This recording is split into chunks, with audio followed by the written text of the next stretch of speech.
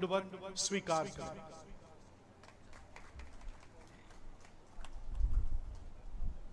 बोलिए जगत गुरु शंकराचार्य भगवान की जय। हमारे सदगुरुदेव भगवान जिनका प्राकट्योत्सव हम आप सभी यहाँ पर मना रहे हैं, उनके समस्त कार्यों को, प्रकल्पों को साकार करने में जिनकी अहम भूमिका, आधी रात में भी गुरुजी पुकारते थे कि आचार्य जी को बुलाओ। ऐसे आचार्य जी जो वर्तमान में अग्निपीठ के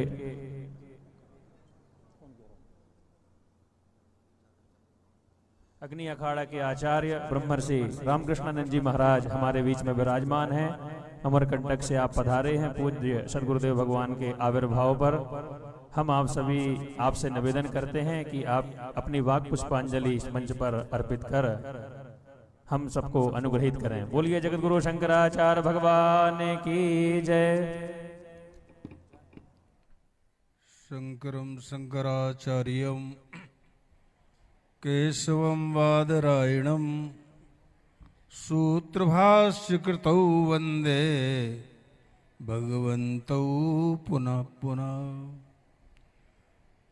गुरुर्ब्रह्मा गुरुर्विष्णु गुरुर्देवो महेश्वरा गुरु साक्षात् परब्रह्म तस्मै श्री गुरुवे नमः। सर्वप्रथम जगदवंद जगदाराध्य चरण हम सबके परमाराध्य ब्रह्मलीन ज्योतिष पीठाधीश्वर एवं द्वारिका शारदा पीठाधीश्वर पूज्य गुरुदेव भगवान के श्री चरणों में कोटि सा वंदन करते हुए मंच पर विराजमान पश्चिमामनाय द्वारिका शारदा पीठ के जगतगुरु शंकराचार्य जी महाराज, ब्रह्मलीन जगतगुरु शंकराचार्य जी महाराज के निजी सचिव ब्रह्मचारी सुबुद्धानंद जी, समादरणीय यति वृंद, विद्वत वृंद, देवियों और सज्जनों, आज हम सब ब्रह्मलीन जगतगुरु शंकराचार्य जी महाराज की इस तपस्थली परमहंसी गंगा आश्रम में अपने गुरुवर का जन्मोत्सव का कार्यक्रम बड़े हर्षोल्लास के साथ मना रहे। हमारे गुरुजी पूरी दुनिया में एक ऐसे महापुरुष थे जिनकी सानी का विश्व में कोई नहीं था। आज सबके हृदय में यदि कोई राज करने वाला है तो एकमात्र दुनिया का कोई धर्माचार्य है तो वो है ब्रह्मलीन जगतगुरु शंकराचार्य जी महाराज।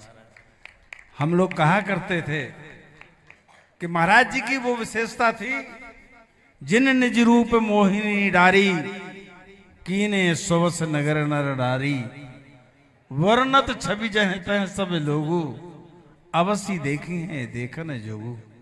जो एक बार उनको देख लेता था या एक बार वो जिनको देख लेते थे महाराज, वो सदा सदा के लिए उनका हो जाता था। ये केवल ईश्वर का ही लक्षण है, इस सामान्य व्यक्तित्व की बात नहीं है। और महाराज जी की विशेषता थी, हिंदुओं के मान बिंदुओं की रक्षा के लिए हमेशा उन्होंने चाहे कितना ही कठिन से कठिन परिस्थिति आई परंतु उन्होंने मुस्कुराते हुए उसका मुकाबला किया। सबसे पहले तो आपने सुना, लक्ष्मी जी ने बताया कि महाराज जी ने नन्ही अवस्था में इस देश की परतंत्रता की बेड़ियों से महाराज जी ने मुक्त कराया। जिस जगह आप हम बैठे हैं, महाराज जी नन्ही अवस्था में जहां सिंह और व्याघ्र भ्रमण करते थे, महाराज जी ने इस जगह ब्रह्म का चिंतन किया। परमहंस वृत्ति में साधना करके इस स्थान के परमहंसी गंगा नाम को सार्थक किया और भगवती गंगा का आवाहन कर दिया तो परमहंसी गंगा हो गया। दूसरी बात, चाहे गंगा की अविरल निर्मल धारा की बात हो, चाहे राम सेतु की बात हो, चाहे देश में साईकरण की बात हो, चाहे देश में धर्मांतरण की बात हो, देश का एकमात्र ऐसा शंकराचार्य था जिसने कभी महाराज सिद्धांतों से समझौता नहीं किया। महाराज जी हमसे व्यक्तिगत रूप में जब कोई बात होती थी तो एक ही बात कहते थे, रामकृष्ण तुमसे ज्यादा तो नहीं कहेंगे मगर एक बात जरूर कहेंगे कि तुम सिद्धांतों से समझौता ना करना। तुम्हारी कोई लंगोटी तो नहीं ले जाएगा, संसार सब कुछ ले जाएगा, ले जाने देना, लंगोटी तो नहीं ले जाएगा, परंतु सिद्धांतों में समझौता न करना। हमारे गुरुजी आखिरी अवस्था तक भी उन्होंने सिद्धांतों के पुजारी थे। सनातन धर्म के सिद्धांतों के नैतिक मूल्यों की रक्षा के लिए उन्होंने कभी किसी की परवाह नहीं की, चाहे किसी को भला लगे चाहे किसी को बुरा लगे, इसकी उन्होंने कभी परवाह नहीं की। हमेशा वसुधैव कुटुंब की बात रखते हुए सनातन धर्म की रक्षा के लिए महाराज पूरा जीवन उन्होंने लगाया। महाराज जी की इच्छा थी, देखिए उन्होंने अखिल भारतीय आध्यात्मिक उत्थान मंडल की स्थापना की। उस स्थापना के बाद उस संस्था के माध्यम से जगह जगह उन्होंने आप देखिए स्कूल की व्यवस्थाएं की, हॉस्पिटल की व्यवस्था की और तमाम आध्यात्मिक उन्नति मनुष्य के जीवन में हो, इसके लिए बड़े बड़े मंदिरों का निर्माण और बड़े बड़े धार्मिक आयोजन, विराट साधु महात्मा सम्मेलन, देश के बड़े बड़े मनीषियों को आपके बीच में लाके उनका दर्शन करा के उनके आध्यात्मिक ज्ञान से इस देश की जनता को आलोकित किया। आपने पूरी दुनिया में देखा होगा, अक्सर लोगों को पद मिलने के बाद प्रतिष्ठा मिलती है, परंतु महाराज जी को हमने कई बार बताया कि हमने 1967 में देखा था जब महाराज जी दंडी स्वामी थे, तब भी किसी शंकराचार्य से महाराज जी का कम प्रभाव नहीं था और हम लोग महाराज श्री से उसी समय उनके दीवाने हो गए थे। पूज्य महाराज श्री वास्तव में हम लोगों के जीवन की बहुत अनमोल निधि हैं।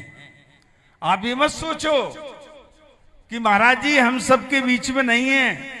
हम आपको जिस दिन पूज्य गुरुदेव का गीता जयंती के दिन मूर्ति स्थापित हुई थी, मैंने कहा था कि हम गुरुजी का निर्वाण दिवस नहीं, हम इसे अवतरण दिवस मानते हैं।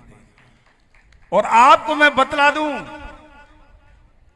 महाराज श्री के विषय में यह बात बता दें, कभी भी आप अनुमान कर लीजिएगा, महाराज जी का प्रचार करिए बिल्कुल मत करिए।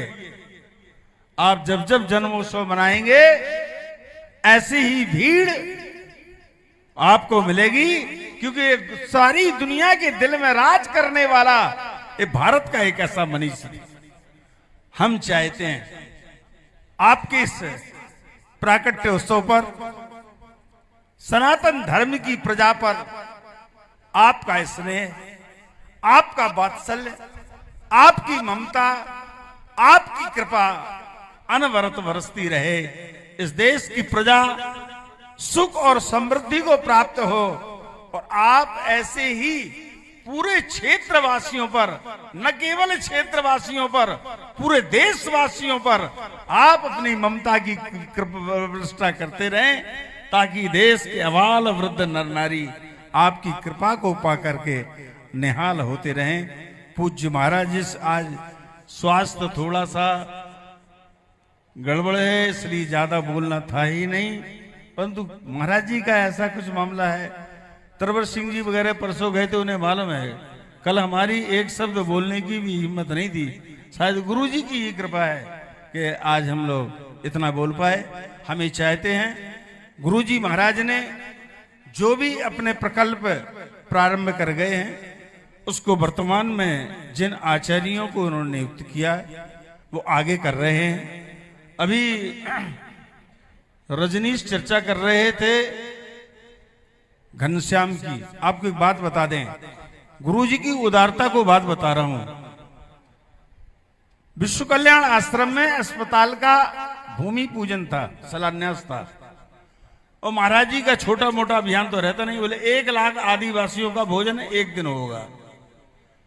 तो जब उस कार्यक्रम को हो रहा था तो उसमें भारत के बड़े अच्छे गायक अनूप जलोटा आए। उन्होंने गुरुजी से कहा कि महाराज जी बहुत दिन हो गए, आपने हमें सेवा का अवसर नहीं दिया। महाराज जी बोले देखो भाई, हम तो वनवासियों के साधु हैं, विश्व कल्याण जा रहे हैं, आना हो तो आ जाओ। तो ये बात भी हमको तब पता चली जब उन्होंने अपनी भजन की प्रस्तुति में कहा, पृथ्वी से इतने ऊपर, आकाश से इतने नीचे। जब हम गुरुजी से मिले, हमने सोचा कहाँ मिले, बाद में पता चला हवाई जहाज में मिले। तो वो भूमिका बना रहे थे, भजन गाने को उद्यत हुए। सोचो, देश का इतना बड़ा गायक जिसके वाद्य लाखों रुपए के साथ सजे थे। महाराज जी ने कहा अनूप थोड़ा रुको, एक घनश्याम का भजन हो जाने दो। किसी ने कहा घनश्याम तो है ही नहीं।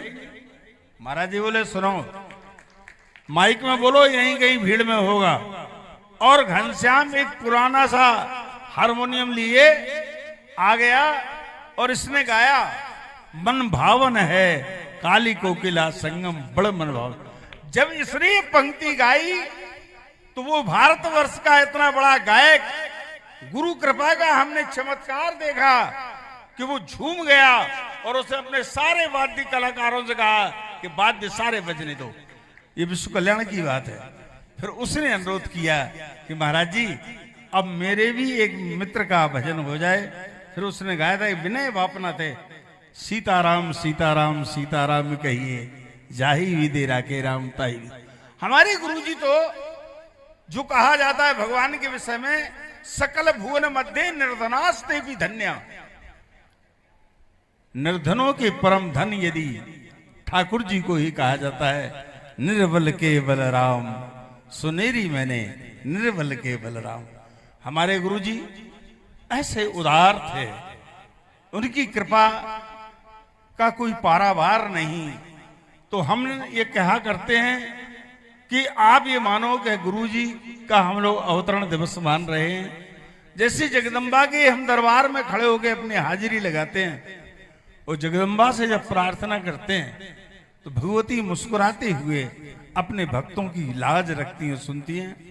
उसी प्रकार आप गुरु मंदिर में जाइए, समाधि स्थल के पास, और महाराज श्री के चरणों में अपनी प्रार्थना कर दिए। मैं आपको विश्वास दिलाता हूं, जगदम्बा का की साक्षी करके, आपका 101%, अगर आपका मनोरथ सिद्ध ना हो, कहना कि अग्नि अखाड़े का आचार क्या कह रहा था। गुरुजी पर आप निष्ठा रखिए, गुरुजी पर अपनी श्रद्धा भक्ति रहिए, उनके चरणों में अपना प्रेम बनाए रखिए। वो जो काम प्रारंभ कर गए हैं उनके आप सहयोगी बनिए, तभी आपकी सच्ची निष्ठा है, सब तभी आपकी सच्ची भक्ति है। और मुझे आज पुनः बहुत ज्यादा न कहते हुए पंचअग्निपीठ की आराध्या भगवती गायत्री, मां नर्मदा और पूरे अखाड़े वालों की ओर से पूज्य गुरुदेव के प्राकट्य उत्सव पर उनके कमलवत चरणारविंद में अपनी लाखों लाख विनम्र प्रणवांजलि अर्पित करते हुए और इस आशीर्वाद की आकांक्षा रखते हुए कि आपका जिस प्रकार का स्नेह, आपकी जिस प्रकार की मुस्कुराहट हम लोगों को प्राप्त होती रही, वैसी सारे देशवासियों पर उसी मुस्कुराहट से आप मुस्कुराते हुए